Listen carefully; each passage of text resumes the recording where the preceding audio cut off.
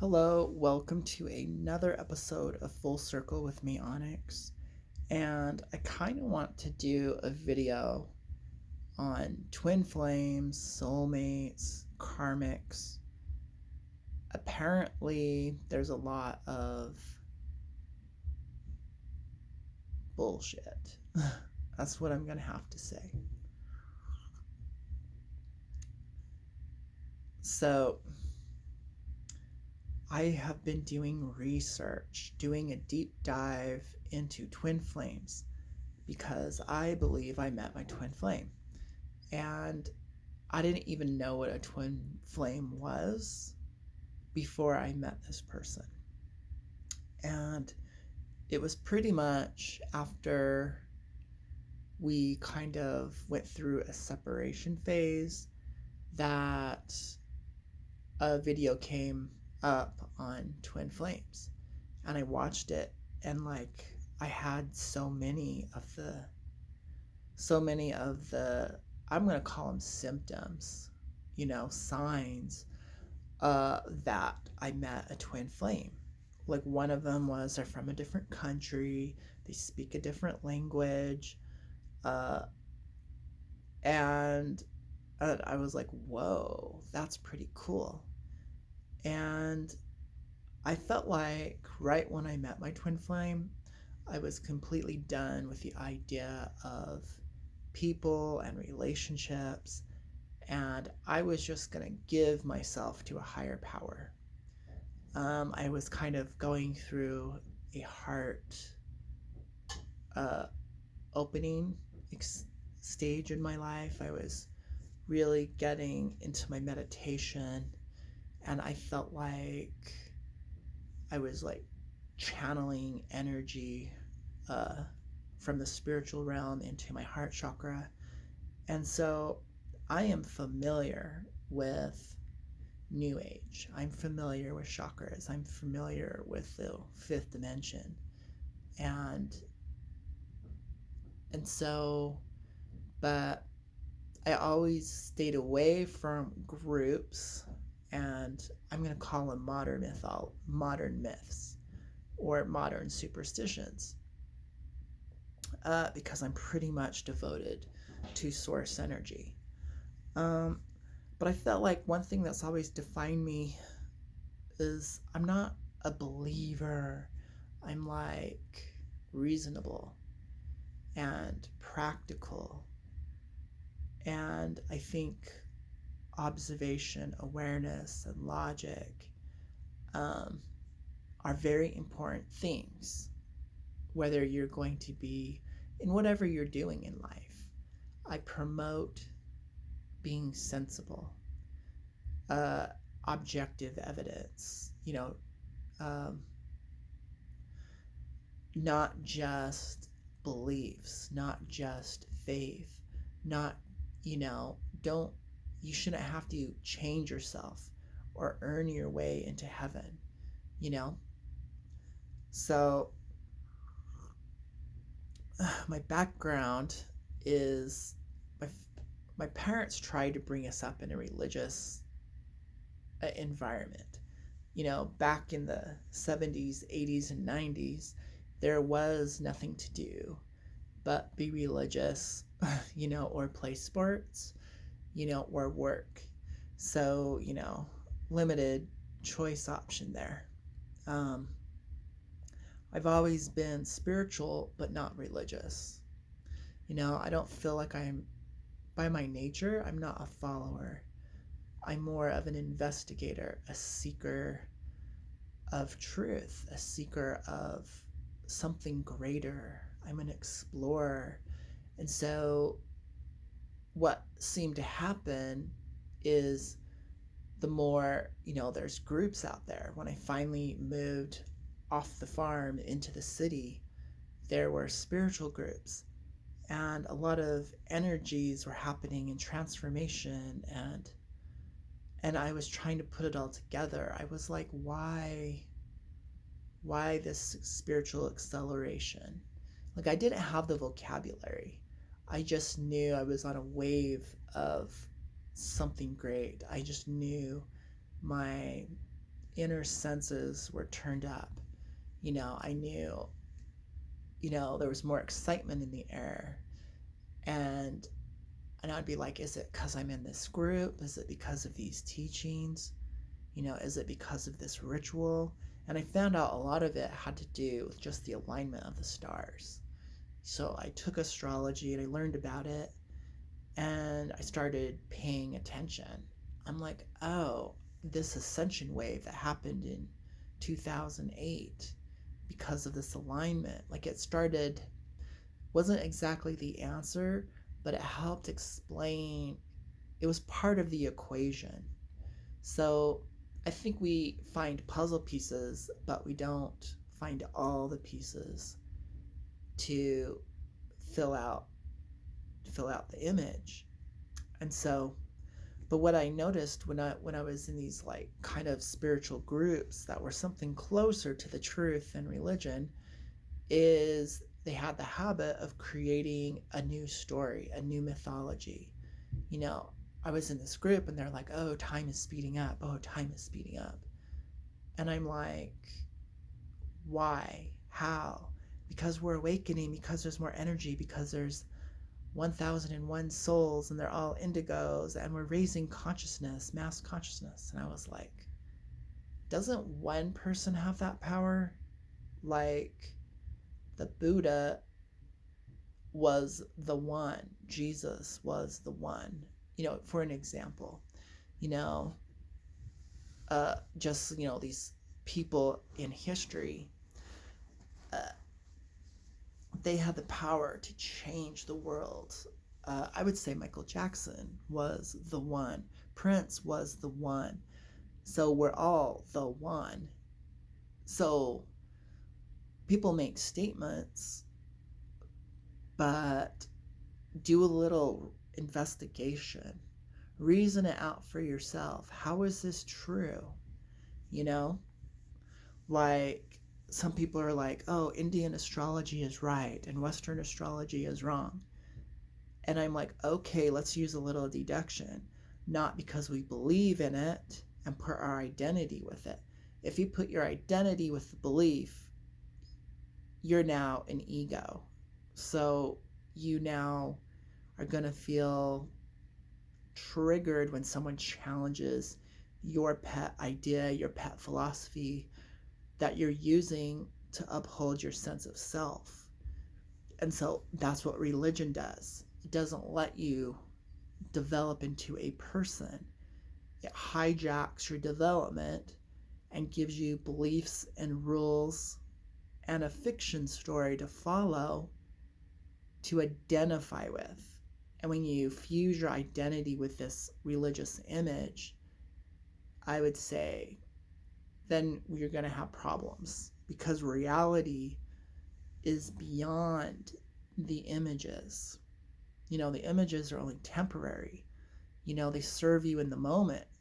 Like, so, you just can't, it's like a car, it gets outdated. There's new technology, things evolve, we advance, from lead gasoline to like lead free, to electric cars, to the next thing. And so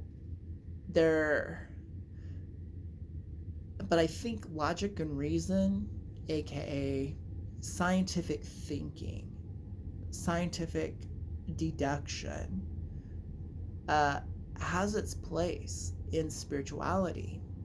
And you can't be just logical and reasonable.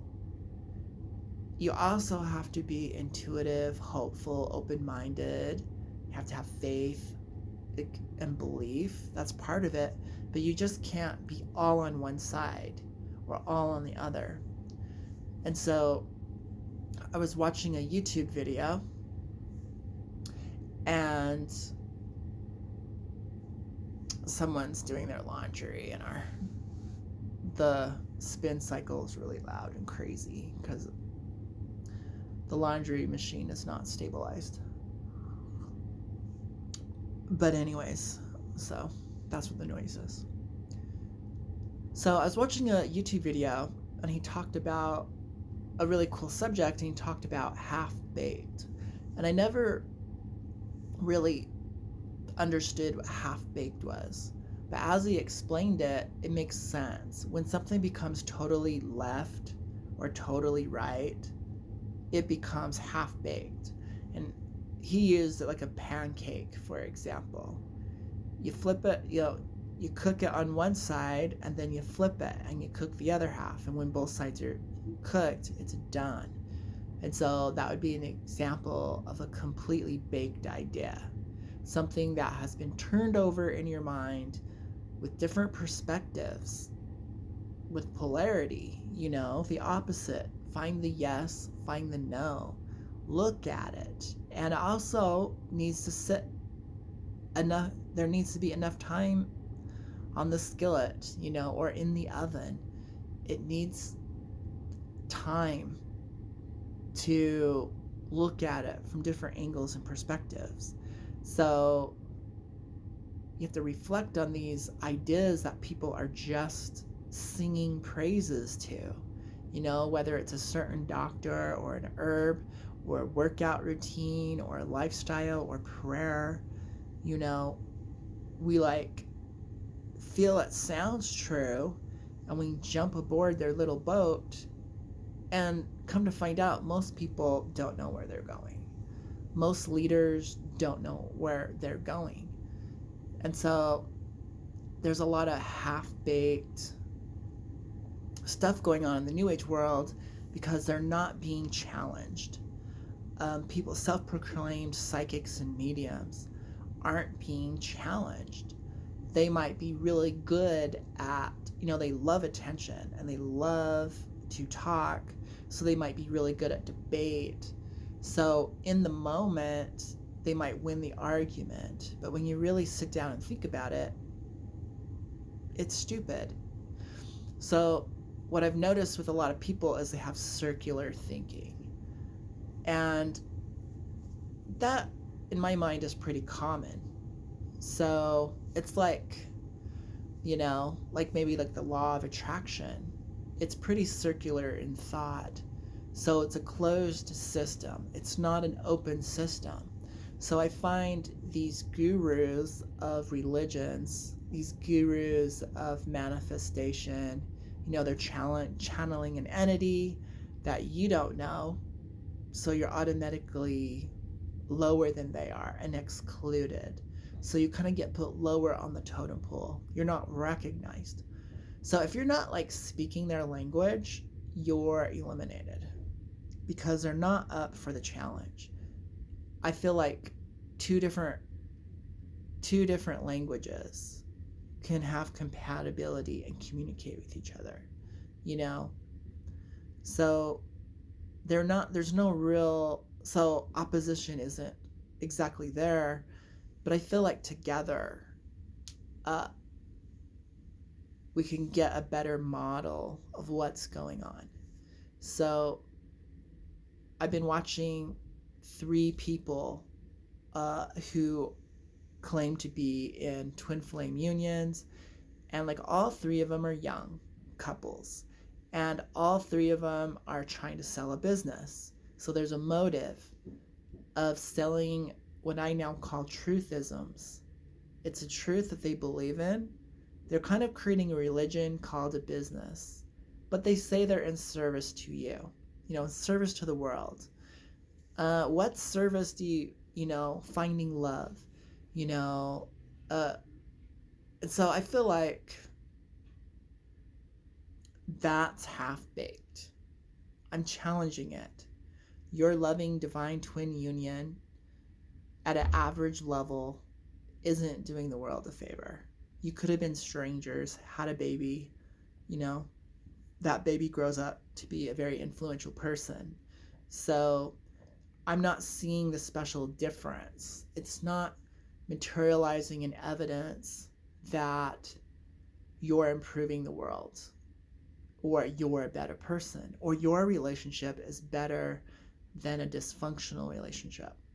So I would say my parents are in a divine twin flame relationship. And I will use astrology. My mom has a Leo moon, my dad has an Aquarius sun. They both have like Taurus aspects, and it was religion that kind of brought them together, so they have the same basis of beliefs. They're loyal to it, and they're not getting a divorce. They adopted 4 children. There's the World Service, and they had 4 children of their own. And I would say most of us are very functional and got degrees and provide for themselves. And I think all of us in my family have pretty good, loving hearts and go out of our way at whatever level we're able to serve our community. Is that a twin flame union? I'm going to say yes. Does it look like a twin flame union? No. Do they know the terminology? Are they New Agers? No. Do they remember past lives? No. Are they working on themselves with... So this is the biggest... So the psychology of New Agers is the mirror technique. That was put out way in the 70s, and that was helping people own their bullshit. It was like in the 12-step program, you're blaming other people. 1 finger's pointing out saying you, but 3 are pointing back at you. So the big mystery of the mirror principle is we only experience ourselves and from our perspective, whether it's right or wrong.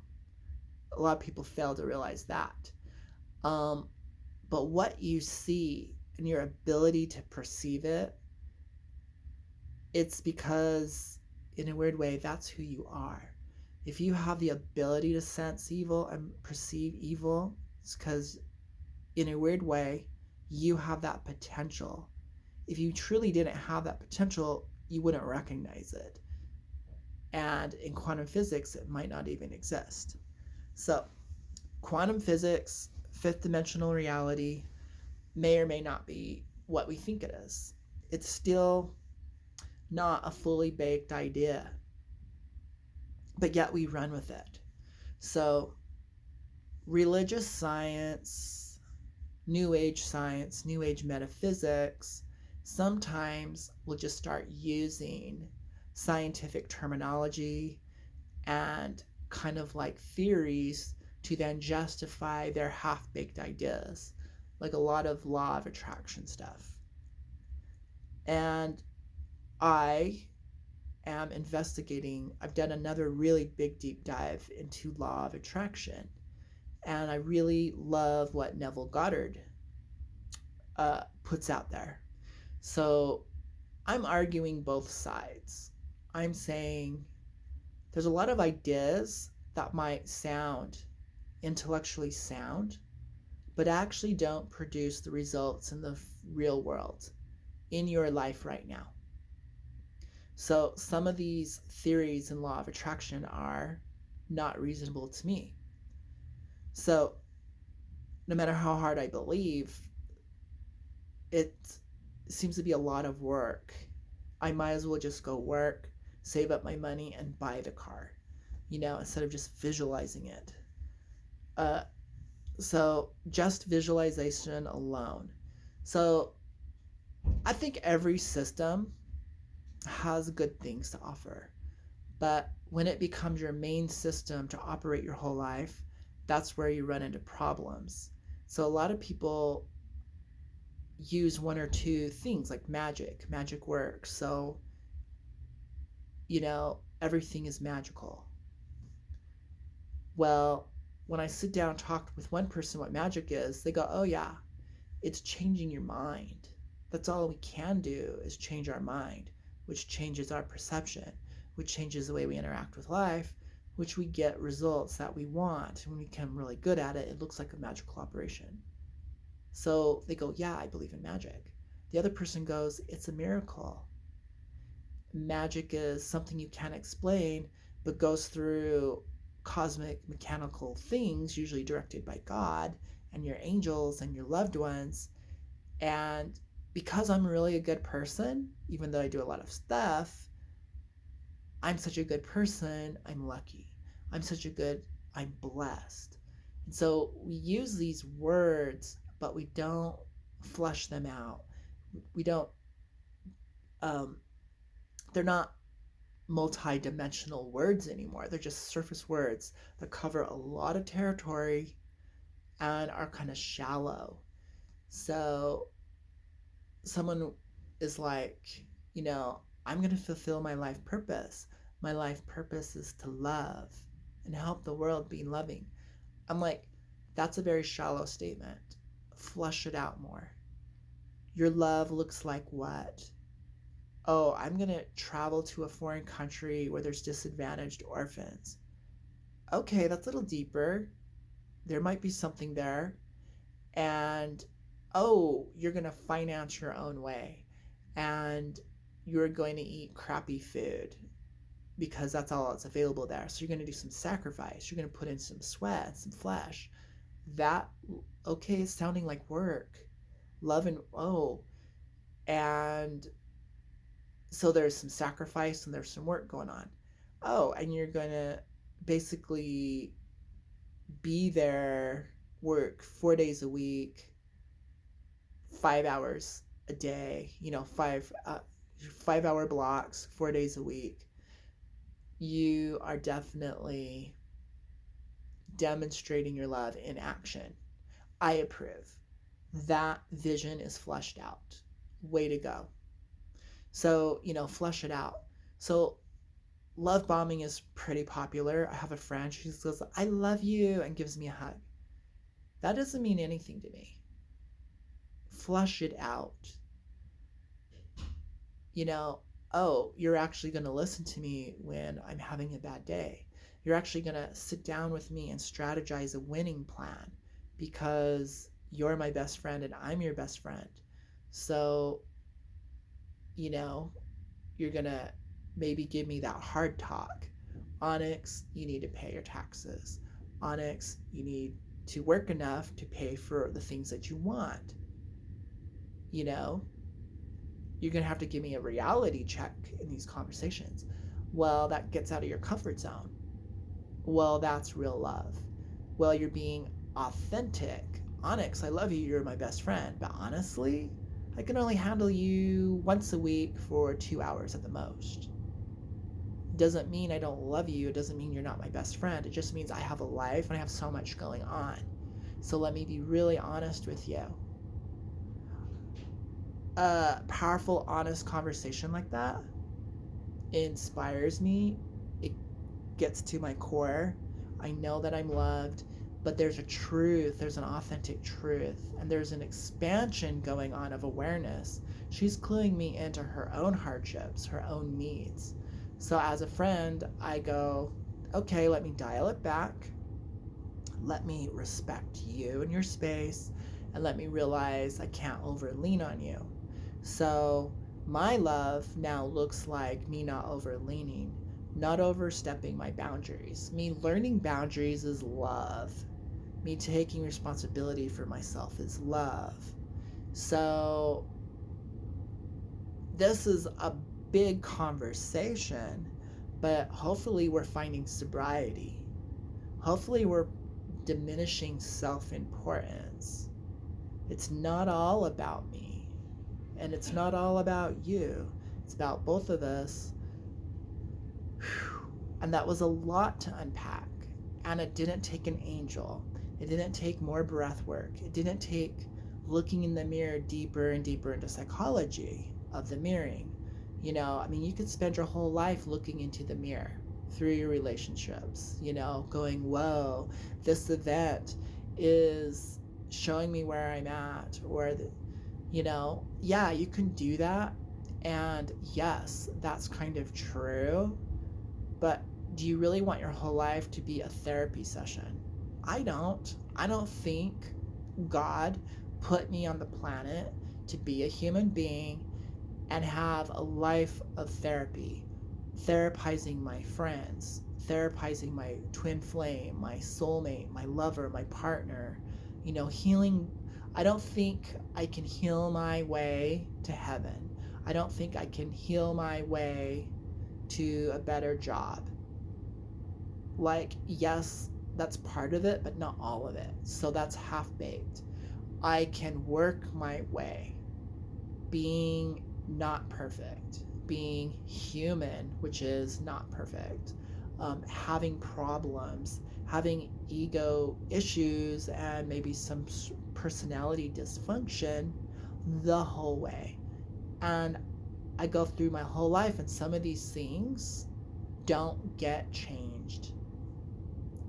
But it doesn't mean I can't have that relationship. I can't doesn't mean I'm not worthy. Doesn't mean I'm not lovable. Doesn't mean I'm not intelligent. Doesn't mean I have something that I don't have anything to give to the world, and that my voice doesn't count. It doesn't mean those things.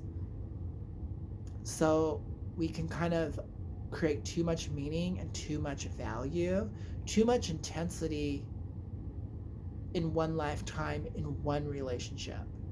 We're overreaching, we're holding on, we're clutching too hard, we're grasping.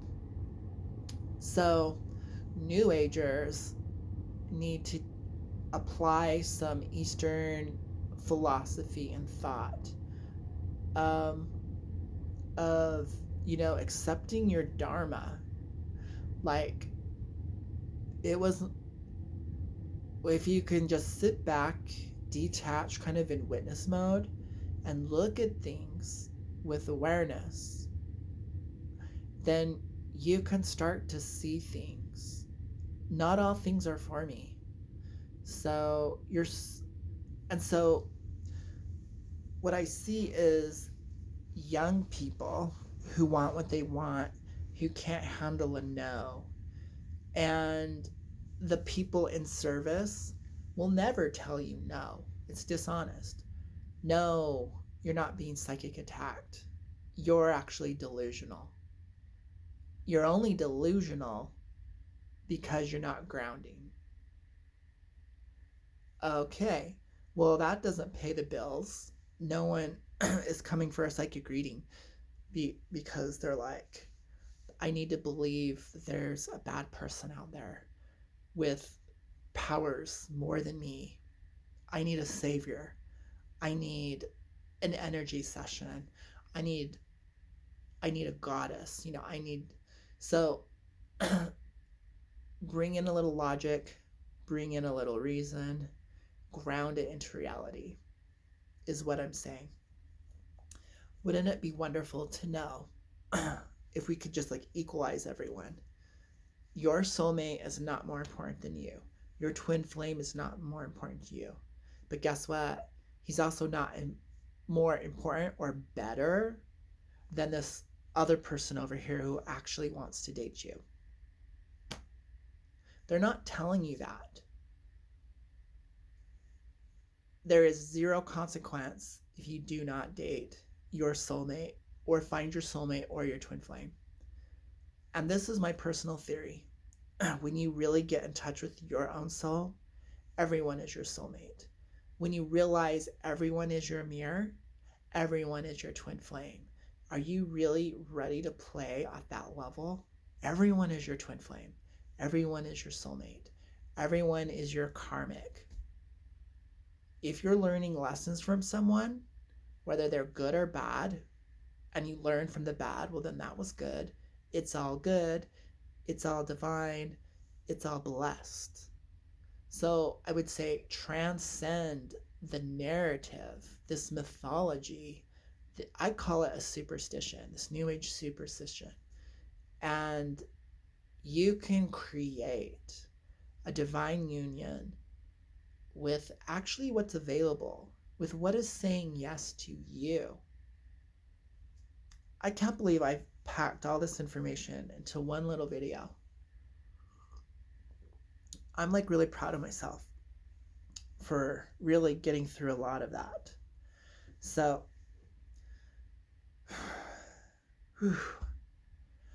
that was just a lot, but it was really weighing on me. And if you're having difficulties in a relationship, just step back. Honestly, move on.